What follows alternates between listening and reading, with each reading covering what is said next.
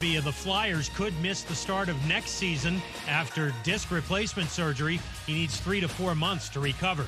ESPN's Field Yates reports Saints linebacker Demario Davis gets a 1-year contract extension through the 2024 season. Think O'Reilly Auto Parts for all of your car care needs. We're close, convenient, and known for our guaranteed everyday low prices and excellent customer service from professional parts people you can trust. Stop by your local O'Reilly Auto Parts today. O'Reilly Auto Parts. Better parts, better prices every day. The Early Line with Mario and Musso. Mario and Musso have your early line on 104.5 ESPN Baton Rouge. I mean, we're just here to have fun and win and have fun by winning. Live from the Mercedes-Benz of Baton Rouge studios, here's Mario Jerez and Matt Musso.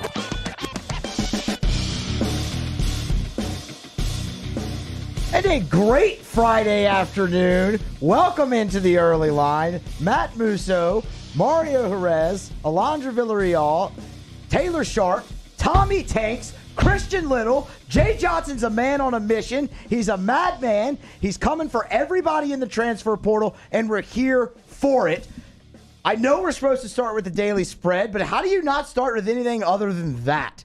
That's huge. Within 10 minutes of each other, he lands two of the biggest transfer portal pieces in college baseball. More like the daily bread, because Jay Johnson doing that work daily in the transfer portal, man. Love to see it. Huge additions for LSU baseball. Enjoy it while you can, Ole Miss, because LSU will be back. I mean, look, obviously you have to wait and see how everything plays out and if they fit it, you know, where they fit and how it works. But just on name alone, I mean, those are two massive additions to LSU that can help you go a long way. I mean, look, Tommy White hit 27 home runs as a freshman. He had over 70 RBI. He was your National Freshman of the Year, which, by the way, that means this will be the third year in a row, technically, that LSU has a current or reigning National Freshman of the Year in their lineup. Obviously, you had Dylan Cruz. Then you had Dylan Cruz and Jacob Berry, and now you'll have Dylan Cruz and Tommy White. Where he plays in the field, whether it be a DH role or whatnot, or he's going to hit in the middle of the lineup, so that's going to be great. That's fantastic. Christian Little is going to have a chance to be a starting pitcher at LSU. You got to remember a guy like Christian Little, he was pitching in Omaha last year when he was supposed to be at his high school prom. Like, he was going to be the first overall pick in that draft, reclassified and went to Vanderbilt. So he's starting in Omaha at that point. It hadn't gone great for him in the starting role, but it's another option, and if that doesn't pan out, you know he could be a proven bullpen piece. You really have to just be excited about these two additions, man. My good, within 10 minutes of each other. On top of what they already did earlier in the week, getting Pineda to come over from Baylor. Great week for LSU baseball, in my opinion. Yeah. Oklahoma, Ole Miss, enjoy your championship series. Jay Johnson's out here stealing thunder, and I'm okay with it. I'm very, very much okay with it. Well said, my friend. So how are you today, Mario? I'm awesome, Musso. I don't think as good as you, man. Last show before vacation. How you feeling? You said it. Last show before vacation. Jay Johnson's reeling in the big fish. Yeah, it's good stuff. And you made it to Friday, Sailor. We made it to Friday. Vibes all the way up. All the way up. Let's get back to regularly scheduled programming here, because we do have some picks to give out. We'll obviously talk plenty more about Tommy White and Christian Little throughout the show. Probably wedge that into the 2:30 segment as well with College World Series. But let's do our daily spread as we're supposed to do to start the show. Daily. Our daily spread. What are Mario and Musso watching tonight? I'm talking about big money. Real big money. This is our daily spread. Okay, Major League Baseball. The Phillies and the Padres tonight from Slam Diego. The Phillies, minus 125 is what I got it at. Saw it earlier at minus 130. The total in this game, 7. First pitch set for 8:40 Central Time. Aaron Nola on the bump for the Phils. Mackenzie Gore for the Padres. Aaron Nola has been on fire lately. In his last 3 starts, 23 innings pitched, 2 runs, 1 walk, and 20 strikeouts. He's made it through the 7th inning in each of those last 3 starts, and the Phillies have won Aaron Nola's last 5 starts. The Padres lineup, it continues to be shorthanded as well. Obviously, look, Fernando Tatis Jr., he's out long-term. The man's on the 60-day IL. But now you have Manny Machado, who leads the Padres in batting average, home run, and RBI. He missed last night's game and is currently listed day-to-day. Luke Voit, their DH, also listed day-to-day for San Diego. That's a lot of firepower lacking when having to face a pitcher as hot as Aaron Nola. So we will back Aaron Nola and the Phillies tonight on the money line. Pretty short price again, -125, a -130 out there as well. Man, shout out to Fernando Tatis Sr.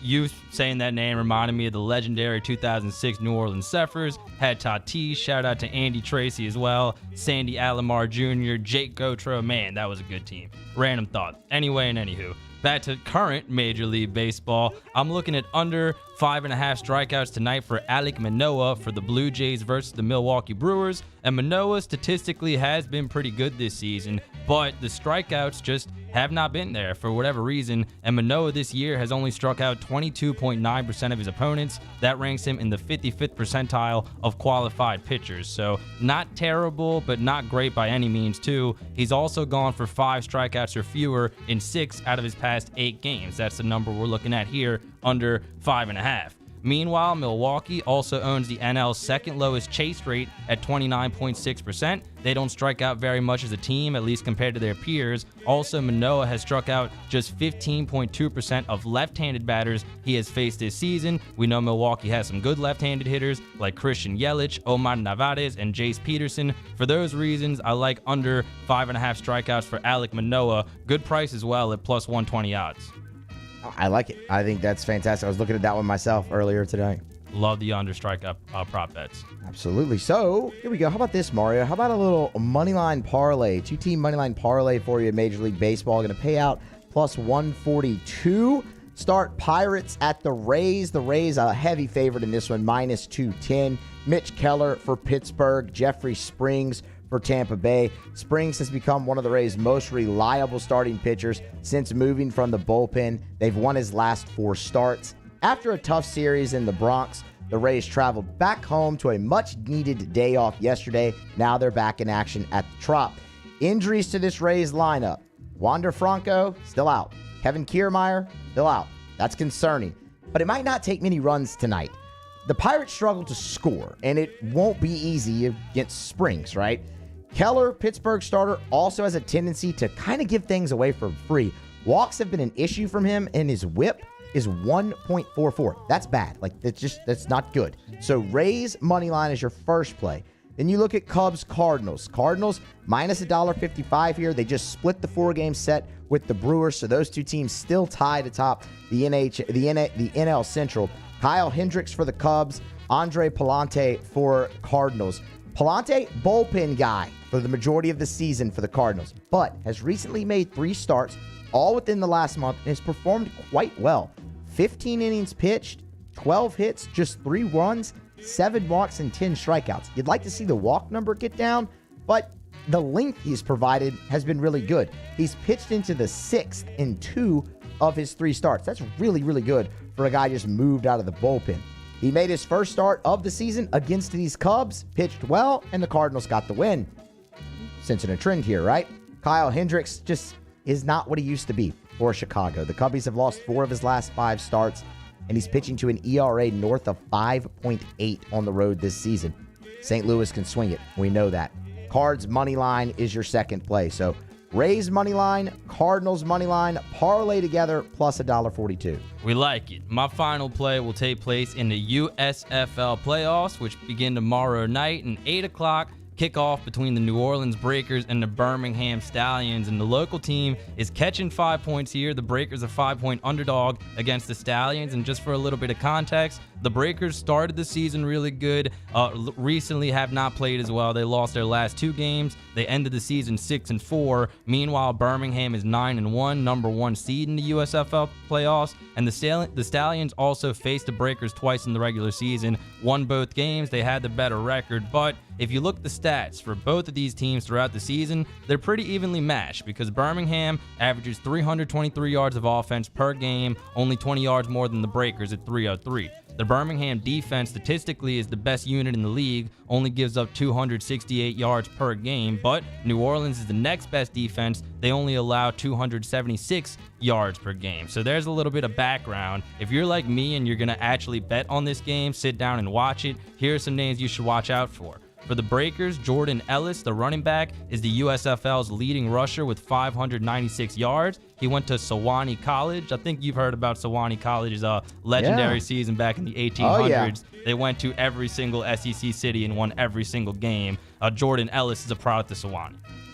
Yep. Well, hey, didn't they beat some team like 200-0 or something like that? They did. We'll have to look it up and see who they did. But yeah, I know what game you're talking about. So they produced some legends right out of Sewanee. And speaking of legends, Kyle Sloter started the season in a pretty legendary fashion, but he kind of didn't finish the season as well. Got a little bit banged up. Missed the Breakers game last week, but Kyle Sloter will be back starting at quarterback for New Orleans. And for the Stallions, there's some familiar names as well, at least locally, because their head coach is former Louisiana Tech head coach Skip Holtz, and their starting quarterback is Jamar Smith, who was Skip's quarterback back at Louisiana Tech. You might remember when the Bulldogs were randomly in a close game with LSU back in 2018. That was a game in Tiger Stadium. Jamar Smith was the Bulldogs quarterback for that game, and he rallied La Tech back. It was a 3-point game there late in the third quarter, and LSU fans were sweating a little bit. So some people locally might know a little bit about Jamar Smith, about Skip Holtz, but just using common sense here, Musso. Here's the main reason why I'm taking the points and backing the Breakers here.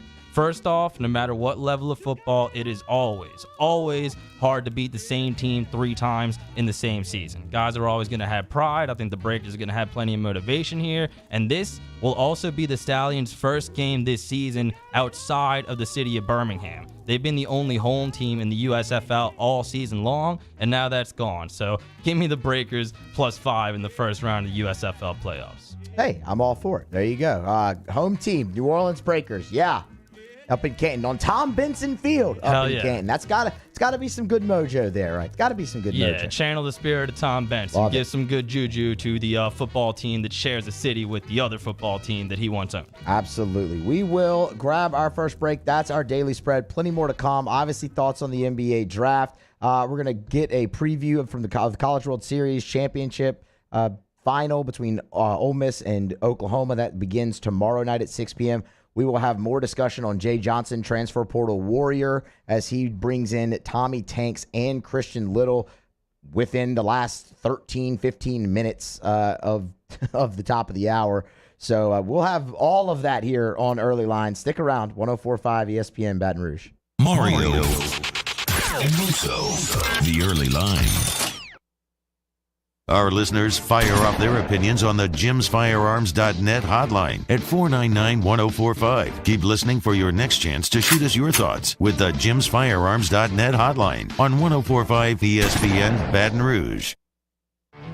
There it is, the extra mile, on the border of expected and extraordinary for those willing to go further, like vans customized for work or play, with safety and tech to keep you connected.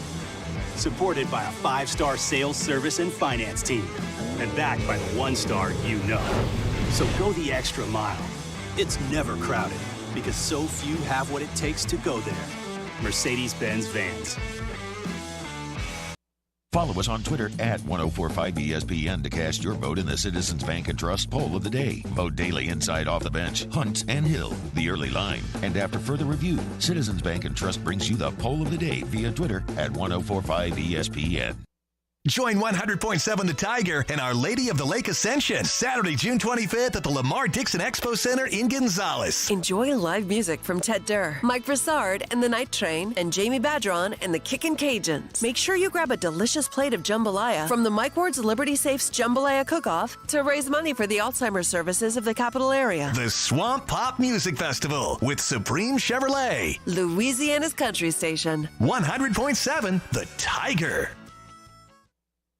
It's no secret. The best oysters in Baton Rouge are at Jolie Pearl Oyster Bar. Enjoy mouth-watering South Louisiana flavor and oysters from all over the country. And don't forget our nightly drink specials.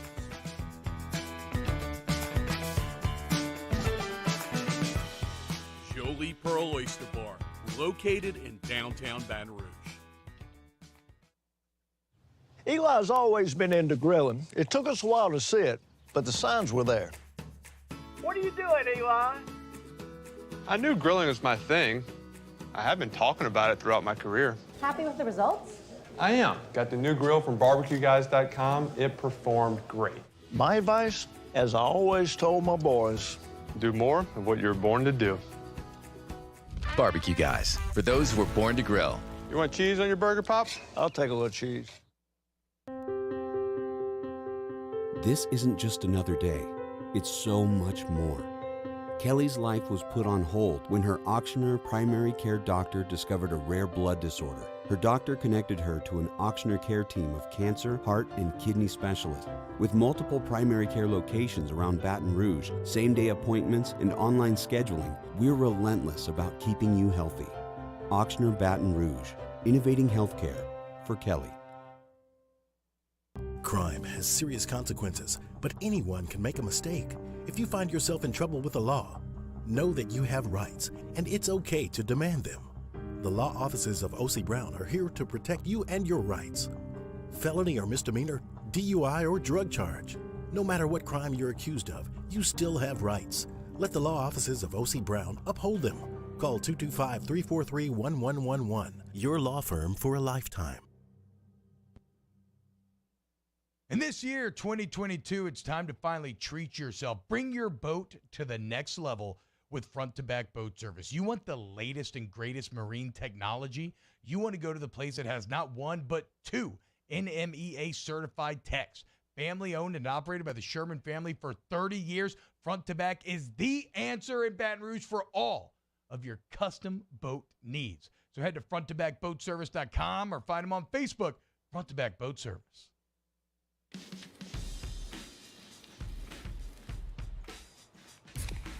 Light beer shouldn't taste like water.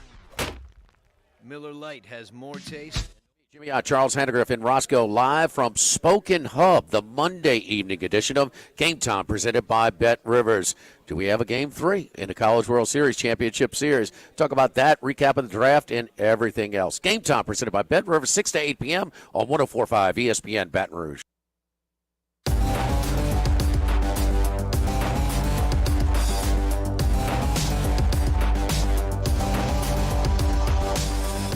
Early Line with Mario and Musso, 104.5 ESPN Baton Rouge.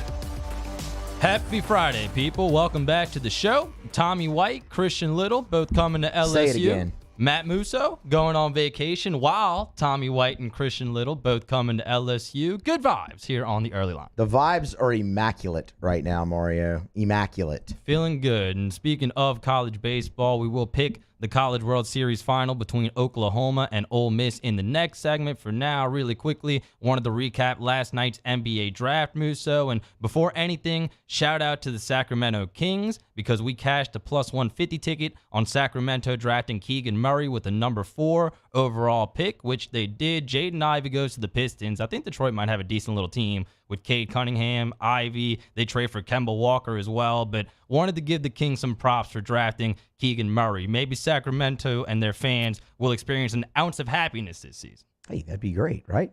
Actually, you know what? I don't care. For them, it would be. Yeah, but for me, I don't care. For the rest of the world, they're going to be with you on Not Caring Island. But a lot of people cared about the number 1 overall pick, and a lot of people were surprised to see it be Paolo Banchero, number 1 overall by the Orlando Magic. The Thunder drafted Chet Holmgren with the 2nd pick, and Auburn forward Jabari Smith Jr. goes number 3 overall to the Houston Rockets. I was one of those people. I was surprised to see Paolo go number 1, and I'm not sure if Orlando made the right pick here. And I don't want to knock Paolo too much. I saw him up close and in person in the Final Four in New Orleans. He's a really good player, gifted scorer, probably the best playmaker out of the top 3 there. But Jabari Smith just has a really rare skill set that I'm not sure I would have passed up on if I was the Orlando Magic. I mean, he's a 6'10" guy that can score from all 3 levels and is really athletic. I think the Magic messed up on this one, but we'll see. Yeah, I was really surprised. I mean, look, and also you look at Jabari Smith, he was the betting favorite to go number 1, odds-on favorite there, and it was pretty long odds at that point. I mean, he had separated himself. It seemed all but a foregone conclusion. In the end, he falls all the way to 3. I I'm kind of with you. The Thunder, I thought Jabari Smith was the best player in the draft. So I would have obviously taken him number 1. And if he, falls like he did, if I'm the Thunder, I'm taking him and not Chet Holmgren. But I think the Rockets got a great player. I think the Rockets had a really solid draft. I mean, you end up with Jabari Smith, you end up with Tari Eason, and then you end up with the rights to Ty Washington with the 29th pick. And you got 3 first-rounders. If you're the Houston Rockets, that's a really nice foundation for them to build on. But again, they're in the West. I don't really need them having success. I'm with you. I'm a little concerned about the Rockets. Conference is hard enough. Going forward, I mean, you pair all that young talent, what they already have, Jalen Green and other young players. The Rockets could be a force going forward. Same with the Thunder. Maybe Chet Holmgren won't be the best player in the world, but they have a lot of young talent on that team as well. Let's talk Pelicans, another team that has a lot of young talent, and they added to that collection last night. They drafted Dyson Daniels with the 8th overall pick, and he was one of the 3 betting favorites that we talked about on the show in the days leading up to the draft. But this is a player who prides himself on his defense. Very long, 6'8", 199 pounds. Played with the G League Ignite last year, averaged 12 points per game, 7 rebounds, 5.1 assists. Supposed to be an elite on-ball defender, or at least have potential to become an elite on-ball defender. Really good ball handler, able to make plays for his teammates. But the big knock on Jaden Daniels is his shooting. He only shot 52.5% from the free throw line, which is terrible. No other way to say it. And from the three-point line, he only shot 27.3%. He's got to work on that if he wants to get on the court. He needs to get in the lab with shooting coach Fred Vincent in the Pelicans. But he's more of a project player, somebody that doesn't have to play right away, but has undeniable potential down the road. That's for sure, 100%. And look, that's so much of a draft anyway. Is a lot of it is on potential, and we kind of talked about that with this draft class.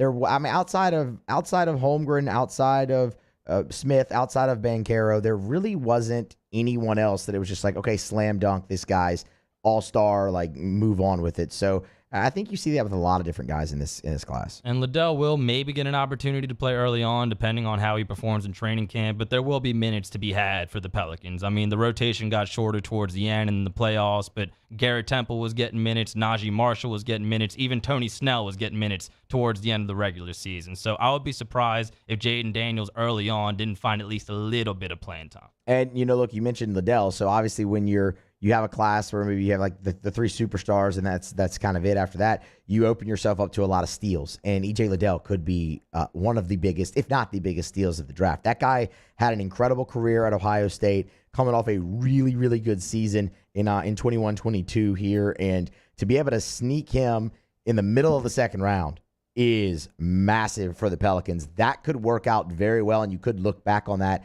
as one of the best picks that David Griffin makes in his time in New Orleans. I do not think that is hyperbole at all, Musso. I was really surprised to see E.J. Liddell still on the board. Friend of the program, E.J. Liddell. You and I backed Ohio State a couple of times during basketball season. We both backed them in that first game of the NCAA tournament against Sister Jean. Fade the nun. Hell yeah. Hashtag fade the nun. That worked, and they ended up losing to Villanova in the second round, so nothing to sneeze about if you're Ohio State. But we talked about E.J. Liddell being mocked to go in the first round in a lot of these drafts this morning on OTB, and for example, The Ringer and The Athletic both had E.J. Liddell going number 18 to Chicago. The Pelicans got him at number 41, and the stats are undeniable for Liddell. 19.4 points per game in his last year at Ohio State, 7.9 rebounds per game, 2.5 assists, also shot 37.4% from the three-point line, and his head coach, Chris Holtmann, compared him a little bit to Grant Williams of the Celtics, formerly of the Tennessee Volunteers. I've heard other people compare him to Paul Millsap and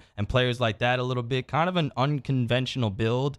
If you want to talk about E.J. Liddell's frame, but really good size at 6'7", and somebody who's a really good on-ball defender, really good shooter. I could not believe he was available at 41, and I think this is kind of the big news for the Pelicans. Daniels has a high ceiling for sure, but adding E.J. Liddell to this team, I agree with you. That could be a big steal for the Pelicans. Yeah, man, I'm fired up about that pick, and it's not that I don't think Dyson Daniels isn't a good player who they took at 8. It's just E.J. Liddell just has that vibe around him of, did you just get the steal of the whole draft? Yeah, he's more ready to play. I mean, look at Herb Jones last year. Your second-round pick contributed more than your first-round pick in Trey Murphy. And Trey Murphy still had a good season, but again, just kind of more ready for the pros. Outside of, Jabari Smith falling to number 3, where, I mean, the Rockets have to feel great about that. Yeah, but the Pelicans also got to feel great about getting E.J. Liddell. This is a player who won third-team All-American last year, first-team All-Big Ten, and first-team All-Big Ten defensive honors. Led the Buckeyes in scoring, rebounding, blocks, free throws made and attempted. Was also second in assists, so a good playmaker as well. Could be a really good draft pick for the Pelicans. Should mention that they also drafted forward/center Carlo Maktovic with the 52nd overall pick. I honestly don't think he's going to make the team just because of the numbers, but shout out to Carlo Maktovic as well. Still got drafted into the NBA. And welcome to the G League. Welcome to the G League. Welcome to the Birmingham Squadron. Yes, go put on for the Birmingham Squadron. That's the only Birmingham team we're supporting this season, though, because we do have this week, because we do have the Breakers +5 against the Stallions tomorrow. So down with all things Birmingham beside the Squadron, but a good draft, in my opinion, for the New Orleans Pelicans. We'll talk a little bit more Pelicans, more basketball next week when Hilly is filling in for Ole Musso, but now we will go to break. We'll come back. We'll give you a pick on the College World Series final between Oklahoma and Ole Miss. Don't miss it. That's on the other side here on the Early Line, 104.5 ESPN Baton Rouge. Early Line with Mario and Musso.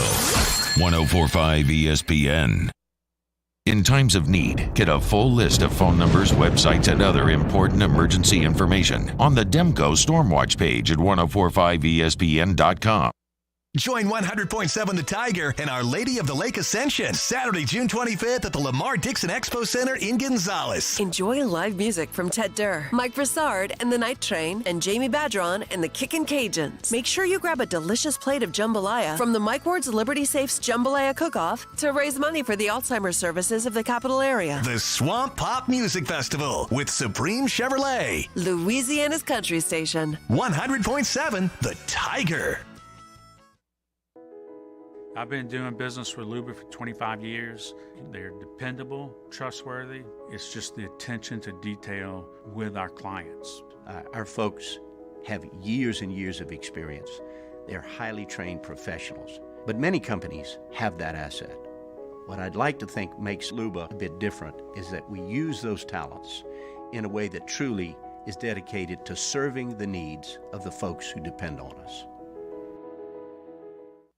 Are you a licensed contractor? There's lots of good contractors in Louisiana doing work the right way, but unfortunately, too many unlicensed contractors are working outside the licensing requirements. Working as a contractor in Louisiana requires a license for the company doing the work. The Louisiana State Licensing Board for Contractors wants to help you get licensed to allow you to conduct work legally. It's not difficult to get the license. We can help you. Go to lacontractor.org for more information. Licensed contractors, it's the law. If you're in an accident, a car accident, a slip and fall where you're injured, you need to call an attorney. The defendant insurance company, it's their goal to close the case as quickly as possible and pay out the least amount of money as possible. That's why it's important to call an attorney and call the law offices of O.C. Brown. At the law office of O.C. Brown, we're a family-owned firm. We want to be your law firm for a lifetime.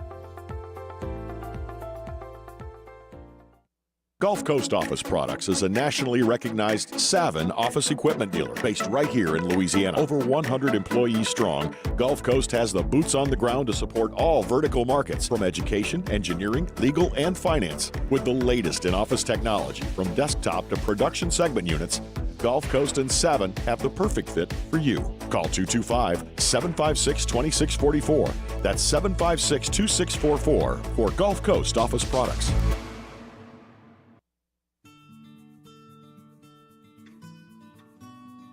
This is a house call. This is a follow-up appointment. This is a diabetes checkup. This isn't just more convenient care, it's more advanced care. This is innovating healthcare at Louisiana's #1 hospital, Ochsner. ServiceMaster Elite create clean, disinfected work environments. As a local business, we take pride in serving the New Orleans and Baton Rouge areas. Our cleaning protocols follow CDC and OSHA standards for healthcare settings, offices, senior living, restaurants, and industrial plants. Contact ServiceMaster Elite to get your operation ready for reopening with germ disinfection cleaning. ServiceMaster Elite, the trusted choice in professional cleaning since 1996.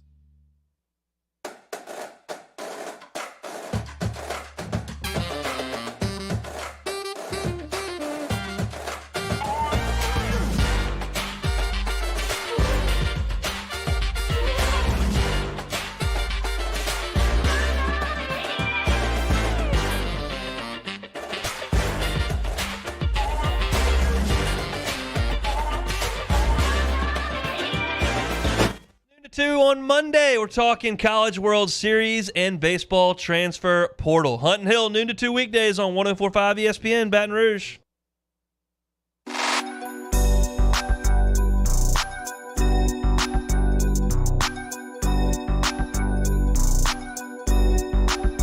You're getting the early line with Mario and Musso on 104.5 ESPN Baton Rouge. All right, we'll get to the College World Series Championship Series final between Oklahoma and Ole Miss. But while we have a moment, I do want to give some more thoughts on Tommy White and Christian Little. Give them. Both committing to LSU out of the transfer portal 30 minutes ago.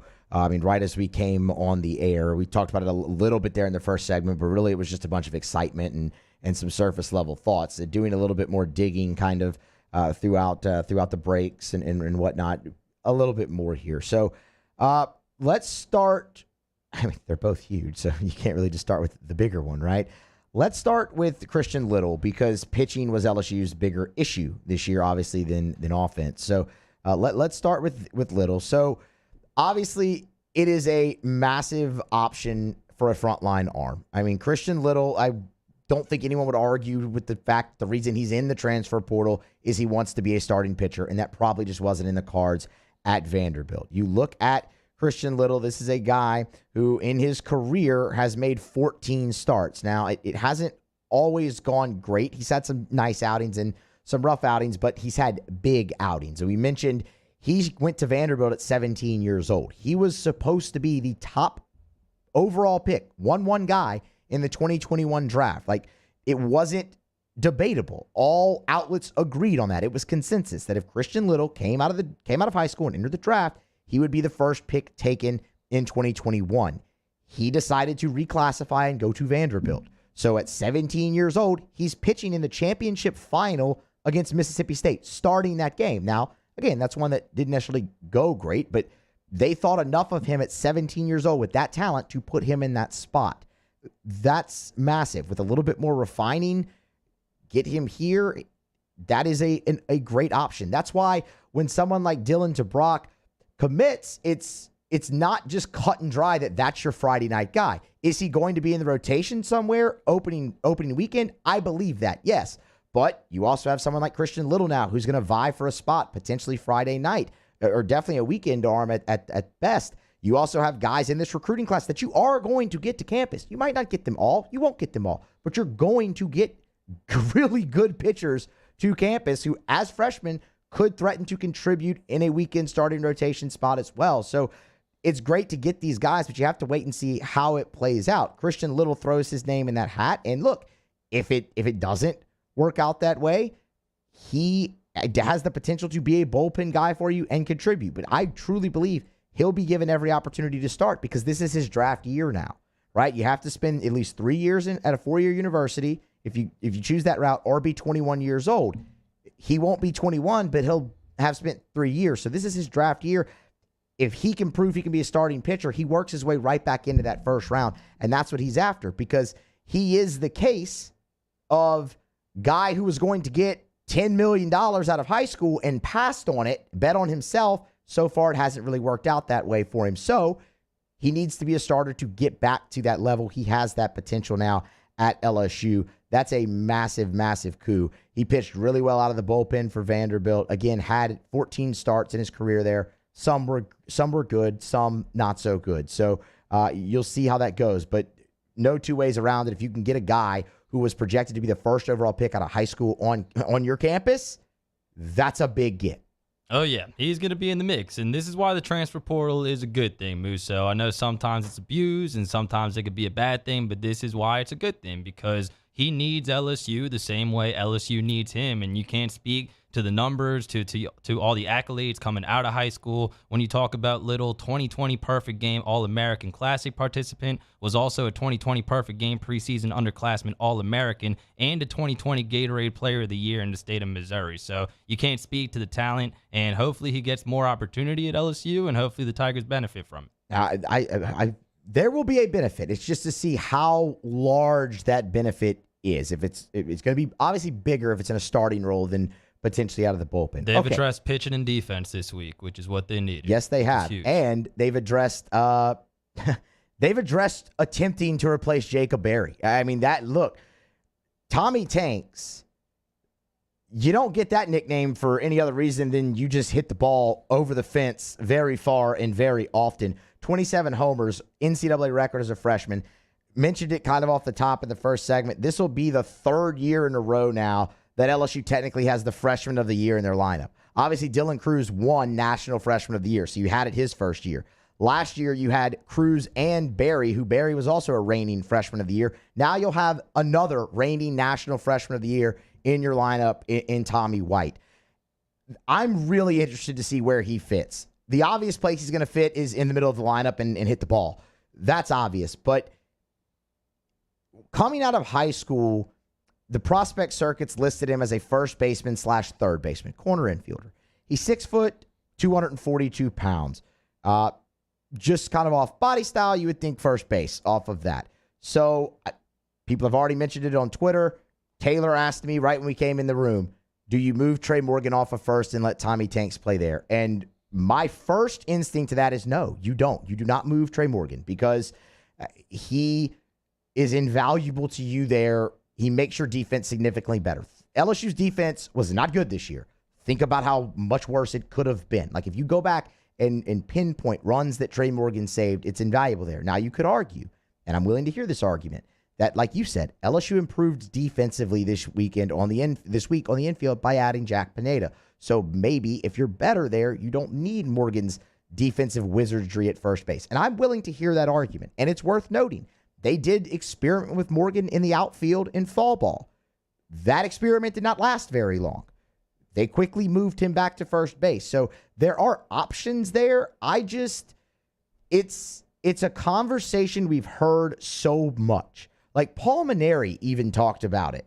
About, could Trey Morgan play somewhere else in his career at LSU, whether it be the outfield. Paul Maneri was joking about, well, at least I think he was joking, about making him the first left-handed shortstop ever in the SEC. Because you don't play that position left-handed. Jay Johnson moves him to the outfield. But in each case, he's always ended up back at first base. So that's interesting. Now, could Tommy play third base? I mean, look, I'll be honest, I've never seen the kid do it, so I can't really answer that question for you. But it's another infield depth piece that is an option for him if you played some there in high school. Split time between third base and first base in high school. That is an option. Can he handle it at an SEC level? I'm not sure. But that's a guy who's going to be in the lineup every day, whether it's at first, whether it's at third, whether it's DH. That kid's going to have a spot in the lineup, and it's a massive, massive get. You said it. They'll figure it out, and questions about where exactly they'll put him, but the rich get richer when it comes to LSU's lineup as well. I mean, you're adding this guy with what you already have coming back in Cruz and Morgan, who you mentioned, and Pearson, who tore it up towards the end as a freshman. This is just a great addition for LSU. Definitely some questions that still need to be addressed, but again, the rich get richer. And I'm glad you said that because think about the situation that this happened in. And you know what? We really shouldn't be surprised.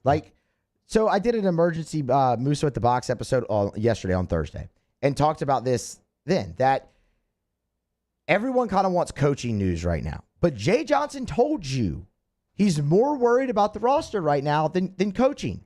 He'll get good coaches. I believe him when he said that. You know why I believe him when he said that? Because we've seen him do that already. He did this exact same thing when he got the job. Jay Johnson, let me Google this right now. I'm pretty sure Jay Johnson got hired 1 year ago tomorrow. I'm pretty sure it was June 25th when LSU hired Jay Johnson. I mean, make great hires off the bat and even getting Fitzgerald and Kelly, who succeeded enough to leave. But yeah, I trust him as well. Pardon me. It was 1 year ago today, June the 24th. Wow, happy anniversary. So think about when he's hired. It's in this same situation where the draft is right there. You have to get your roster in order. Who's leaving? Who can you get in on this class? Who can you re-recruit from this current team? He did all that and then hired his coaches. And he was pretty darn successful at it, wasn't he? Getting guys like Eric Razelman, Jacob Berry, Riley Cooper, Bryce Collins, Paul Trace. You know the list by now. But he's done it this exact way before. He's doing it again. So the coaching news will come. And this also should ease any concerns you have about assistants leaving and what the impact that has on a recruiting class or on the team. Because Jay Johnson is the stability of LSU baseball. Okay? Think Nick Saban in football. And I know, obviously, look, Nick's the great, and I'm it's not an apples-to-apples comparison, but the premise is the same. Nick loses assistants time and time again. The train keeps on rolling because Nick Saban is that consistency. That's what Jay Johnson is looking to be at LSU. Guys will come here to play for Jay Johnson and trust that he will bring in assistants to put around them who have head coaching aspirations and are that talented and that good at what they do. That's Jay Johnson is the stability. He's doing this without assistant coaches, just like he did last year. He just got potentially the 2 biggest names in the transfer portal right now, and his 2 assistants have taken head coaching jobs. That is just that's marvelous. That is incredible by Jay Johnson. Great anniversary present on the day he was hired 1 year ago. Love to see it for Jay Johnson. Definitely establishing an identity for LSU baseball on top of the identity they already had. And like you said, it kind of speaks to the work he's already done. The fact that Kelly left to take a head coaching job at Washington and Fitzgerald leaves as well to go coach Kansas. I mean, he is kind of laying the foundation for what can be a really good era, Jay Johnson era at LSU. And one last thing.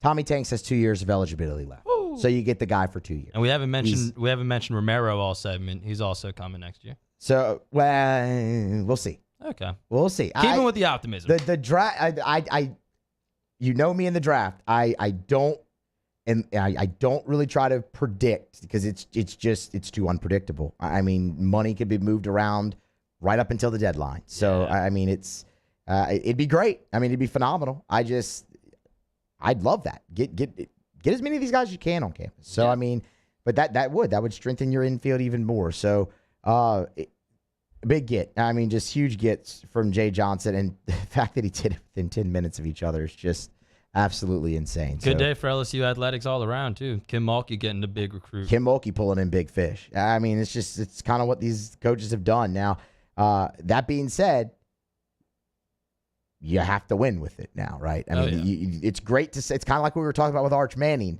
yesterday. That's a huge get.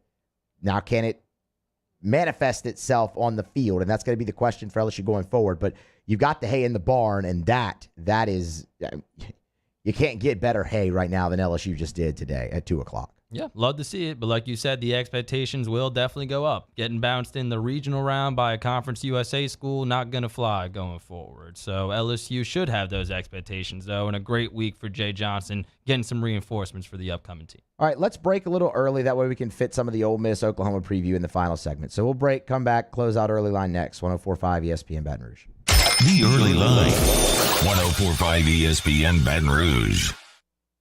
Our listeners fire off their opinions on the jimsfirearms.net hotline at 499-1045. Keep listening for your next chance to shoot us your thoughts with the jimsfirearms.net hotline on 104.5 ESPN Baton Rouge.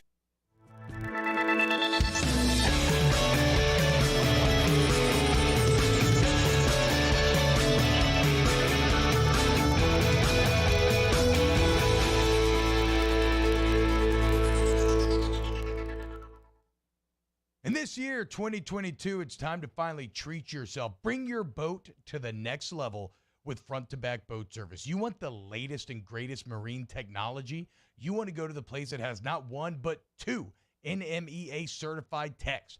Family-owned and operated by the Sherman family for 30 years, front-to-back is the answer in Baton Rouge for all of your custom boat needs. So head to fronttobackboatservice.com or find them on Facebook, Front to Back Boat Service. The best things in summer are unofficial.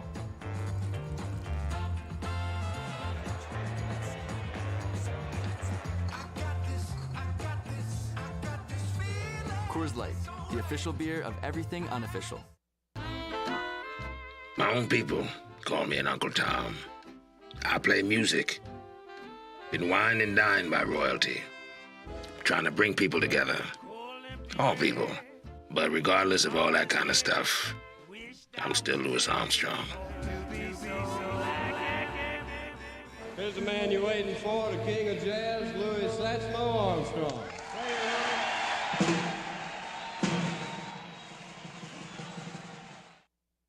It's no secret. The best oysters in Baton Rouge are at Jolie Pearl Oyster Bar. Enjoy mouth-watering South Louisiana flavor and oysters from all over the country. And don't forget our nightly drink specials.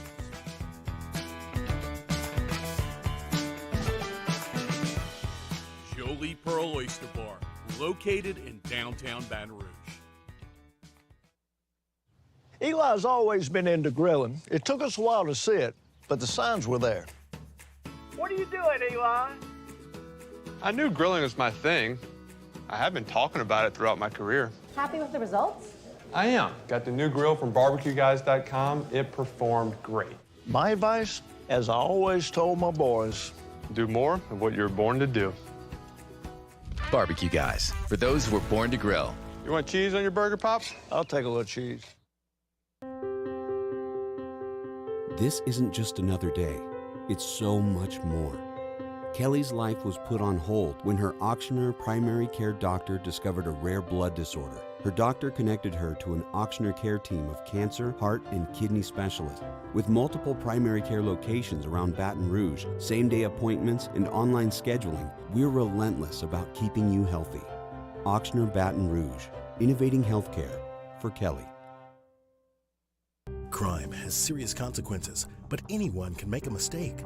If you find yourself in trouble with the law, know that you have rights, and it's okay to demand them.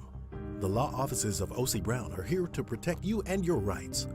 Felony or misdemeanor, DUI or drug charge. No matter what crime you're accused of, you still have rights. Let the law offices of O.C. Brown uphold them. Call 225-343-1111. Your law firm for a lifetime.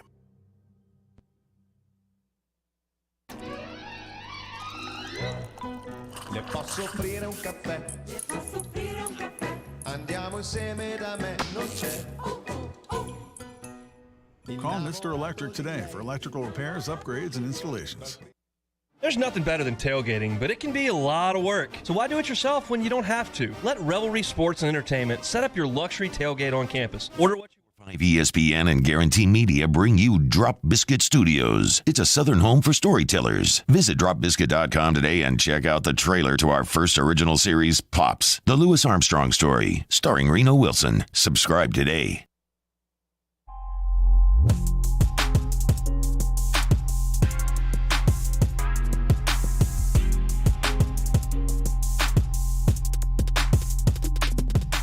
Early Line with Mario and Musso. 104.5 ESPN Baton Rouge.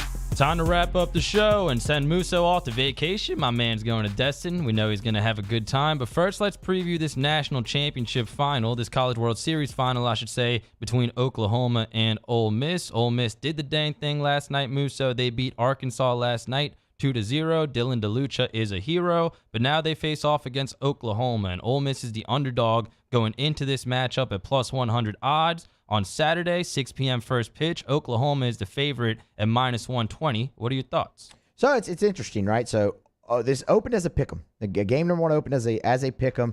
Action is coming on Oklahoma, as you said, to move them to the favorite at minus $1.20. So they're the favorite in game one.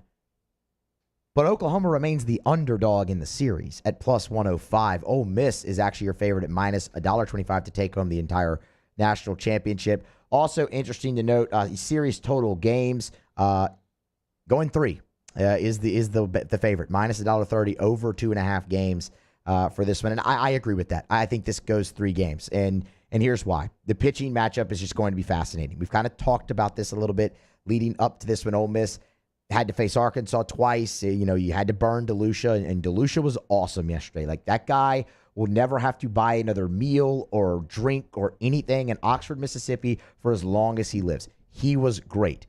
That being said, he's done until at least Monday, when you could maybe get a little something out of him in a win-or-go-home national title on the line situation. So what does that leave Ole Miss? Well, Hunter Elliott will go tomorrow night, and Hunter Elliott versus Jake Bennett tomorrow night will be phenomenal baseball. I cannot wait to watch that game at the beach with a beer in my hand. It's going to be a great time. Now, what do you do after that, though, for Ole Miss? Because Oklahoma set up. They'll go Bennett, they'll go Horton, they'll go Sandlin. And Bennett and Horton specifically have been great here in the postseason. Horton has really been the star to come along, and Bennett's just kind of been his steady self. But we've said it all along. Oklahoma is the one team in this field that could match Ole Miss with frontline pitching because of Bennett and Horton. They can match DeLucia and Elliott. You only have to worry about matching Elliott. So what comes after that? Well, conventional wisdom would say Derek Diamond. But keep in mind, they passed on him with a chance to go to the finals and through John Gaddis. Now, Gaddis would have to come back on 4 days rest. He's had made one start in the postseason, and we know it was very good. Diamond has made one start in the postseason, and it was not very good. 3 2/3, 6 hits, 5 earned runs, and 3 strikeouts. Ole Miss won that game, but it just, going up against a hot offense like Oklahoma, that might not be the best place. So I'll be very interested to see where they go there. That's why I think it's going 3. Dylan DeLucia, yesterday, he sent him to the finals, and that's awesome. That might not be the most important thing he did. The most important thing he did might just be saving the bullpen and going the complete game, because you didn't have to use Mallett. You didn't have to use Johnson. Everyone you used in that first game against Arkansas was able to rest, and now they'll get another day of rest here before tomorrow. So both bullpens are very, very well rested. Maybe you see Hunter Elliott go out there and shove for Ole Miss tomorrow and they win, and then you see potentially a bullpen type game on Sunday to try to close it out. I'm not sure. I think it goes 3 games because I'm not going to bet against Oklahoma if Cade Horton's on the mound against somebody like John Gaddis on short rest or Derek Diamond. But to be honest, I kind of lean Oklahoma in this thing to begin with. I think their pitching is in a better spot. Not that Ole Miss is in a bad spot, but it's a better spot. But the offenses, man, they've both been on fire. I mean, that's the thing that no one's talking about in this series.